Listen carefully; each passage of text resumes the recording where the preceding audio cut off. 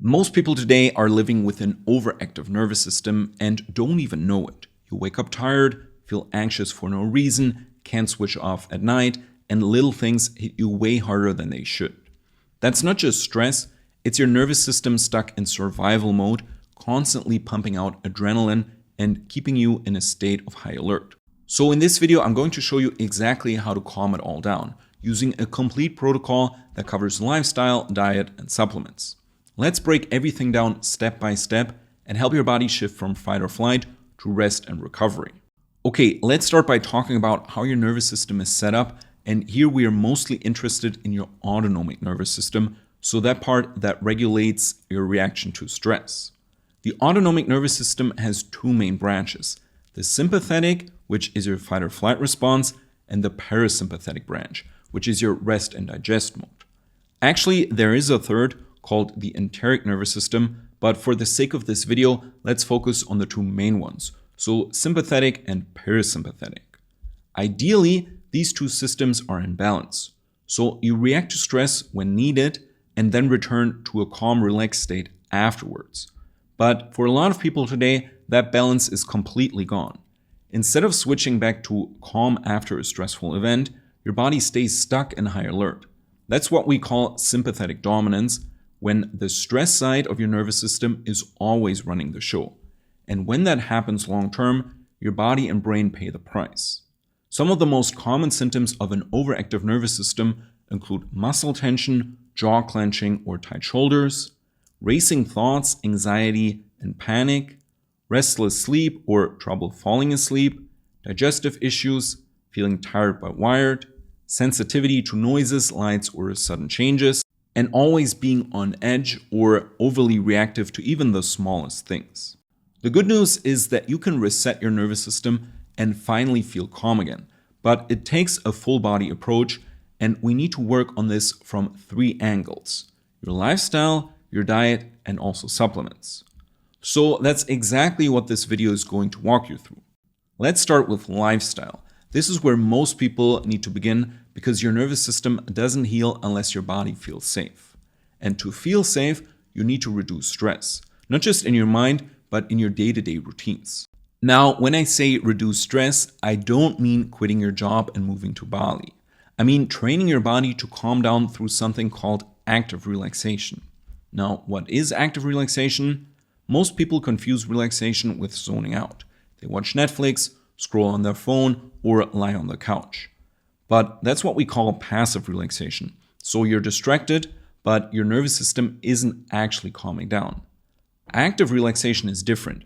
It's when you intentionally engage your mind in a way that sends the signal that we are safe now, it's okay to relax. Some of the best active relaxation techniques include meditation, especially guided meditations, progressive muscle relaxation, autogenic training, breathing exercises, and also slow movements like gentle yoga or Tai Chi.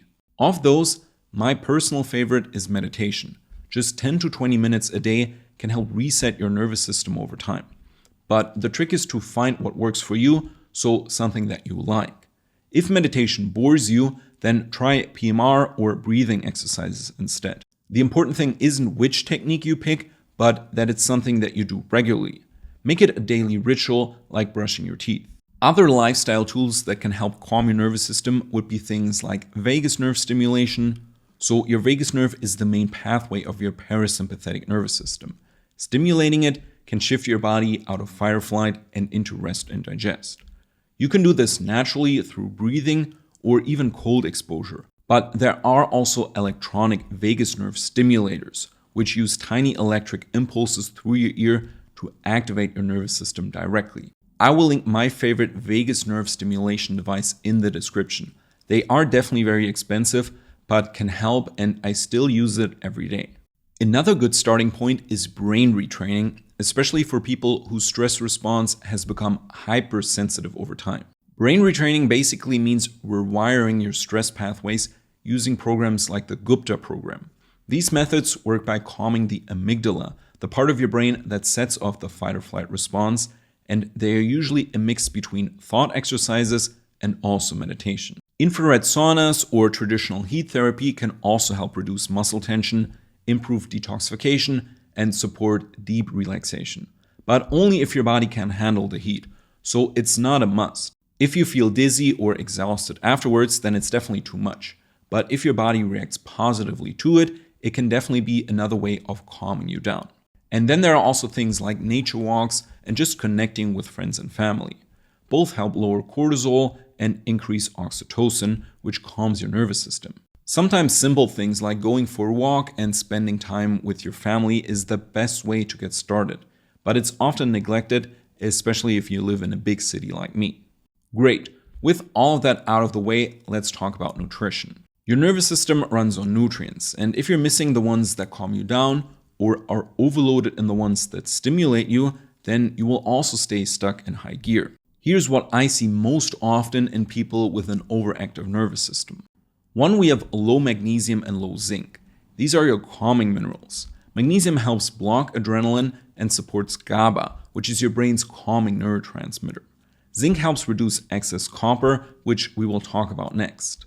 So this is copper toxicity. Copper is a stimulating mineral. It drives the conversion of dopamine to adrenaline, and most people with anxiety or nervous system issues have too much unbound copper. This is especially common in women because of estrogen, the pill, or copper IUDs.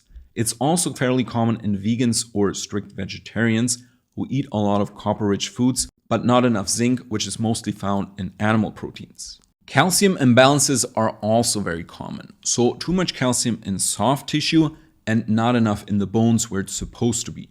This is called soft tissue calcification and a real problem, because even though these people need more calcium, if you just supplement it directly, it'll land in the wrong places.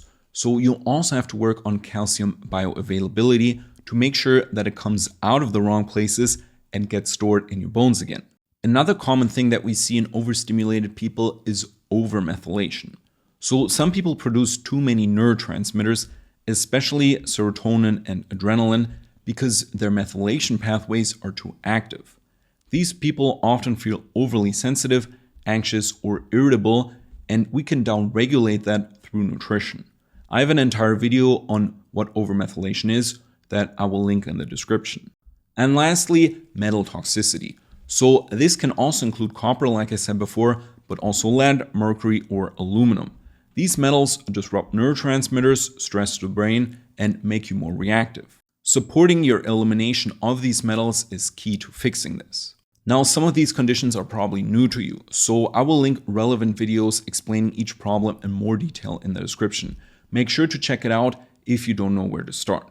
Most of these nutrient patterns will be corrected through supplements, which I will talk about in a second, but we still need to lay the groundwork with a quality diet. This diet is very similar to the diet that I recommend in my adrenal fatigue recovery protocol and looks like this. Lots of cooked vegetables, especially root veggies, cruciferous vegetables, and leafy greens. Good quality protein with most meals. This can be grass-fed meat, eggs, or low-mercury fish.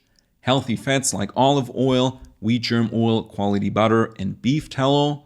Some grains, but keep those in moderation, especially if you have copper issues.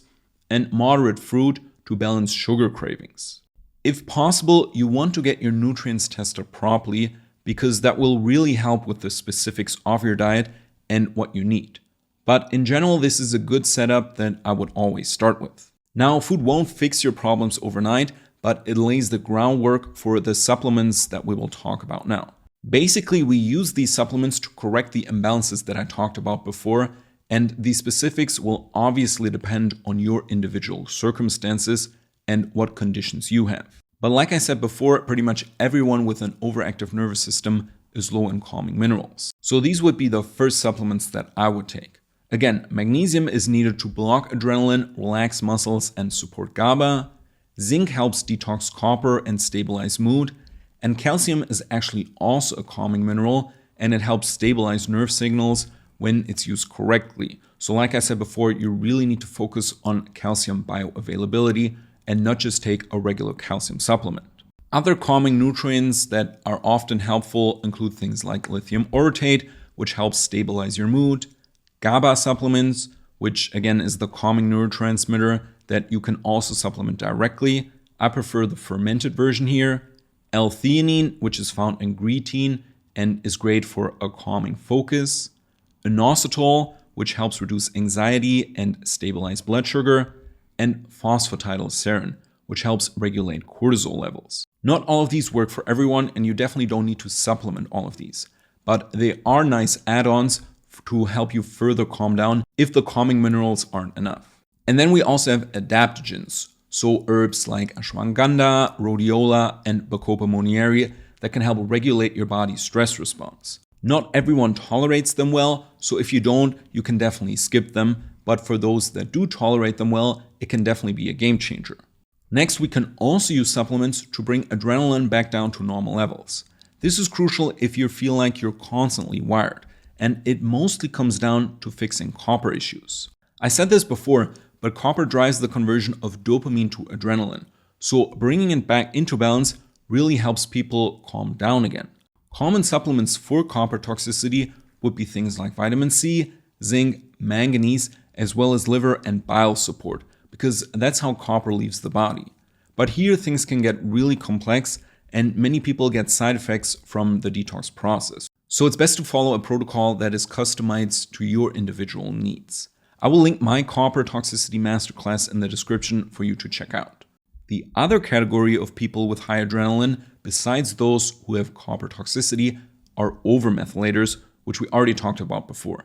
These people require nutrients like vitamin B3, folate, and B12, which all help bring down your methyl load and help lower those high neurotransmitters. Again, such people not only have high adrenaline, but also high serotonin and sometimes high dopamine. So all neurotransmitters are above optimal across the board. The last piece of the puzzle would be liver and detox support. If your liver is sluggish, then your nervous system will stay inflamed from all the toxins accumulating in your body, like metals, but also things like plastics or excess hormones. Gentle support can include things like N-acetylcysteine, so NAC, vitamin B6, taurine, glycine, and lecithin. This isn't required for everyone, but if you're showing signs of toxin overload, it's definitely worth looking into. Okay, I know this was a lot of information, but the bottom line is really that most people should start with the basics. So stress reduction and active relaxation, reducing junk and stimulants from their diet, and supplementing the calming nutrients that we talked about before. These are the foundation that your nervous system needs to even begin healing. If you go straight to complex supplement protocols like high-dose detox protocols, methylation support, or copper protocols, then you will probably overwhelm your system and maybe even waste time and money. Basically, what you want to do is bring your nervous system back to a healthy baseline that your body needs to then respond to deeper protocols. Things like meditation and fixing your magnesium deficiency can already work wonders.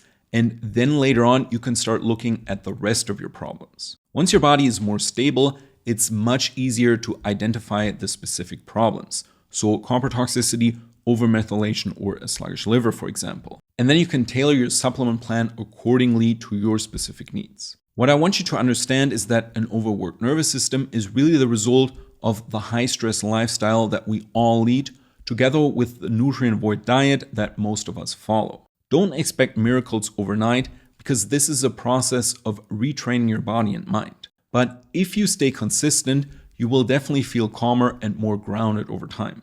Also, if you're a more severe case and suffer from things like chronic fatigue, burnout, or a related condition, make sure to check out the description where I link my recovery program. It includes the exact protocol that I use to calm my nervous system and get my energy back after I crashed. And it's a step-by-step system that includes even more detailed lessons on testing, diet, supplements, and all of the things that we talked about before. It helps you avoid the most common mistakes that can set people back years. For more info, just open the description. It will be listed under my programs.